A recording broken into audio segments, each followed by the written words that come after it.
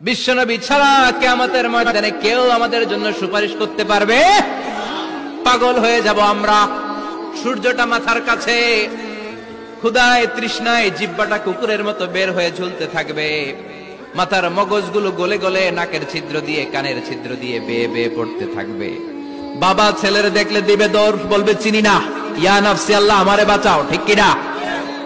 পীর সাহেব মুরিদ রে বলবে চিনি না, মুরিদ পীর সাহেব রে বলবে চিনি না, ভাই ভাই রে চিনবে না। সব নবী আর সব উম্মতের একটাই জিকির, ইয়া নাফসি ইয়া নাফসি। নবীও জিকির করে ইয়া নাফসি, উম্মতও জিকির করে। সবাই সাইয়েদনা আদম রে ধরবে, সাইয়েদনা আদম বলবে আমি পারবো না।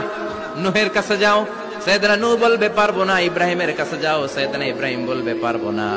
মুসা আলাইহিস সালামের কাছে যাও, মুসা আলাইহিস সালাম বলবেন পারবো না। ঈসা আলাইহিস সালামের কাছে যাও, সাইয়েদনা ঈসা আলাইহিস সালাম বলে এত জায়গায় ঘুরে লাভ নাই, জায়গা মতো যাও মিয়া, জায়গা মতো যাও। মাকামে মাহমুদে বিশ্বনবীকে সেজদায় পড়ে থাকতে দেখবা।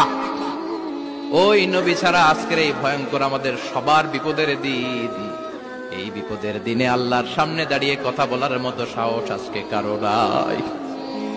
বিশ্বনবী কাঁদতে থাকবেন, সেজদায় পড়ে কাঁদবেন। সবার জিকির ইয়া নাফসি ইয়া নাফসি, বিশ্বনবীর জিকির ইয়া উম্মতি। কাঁদতে কাঁদতে নবী আমার বেহুশ, সবাই বিশ্বনবীর চারদিকে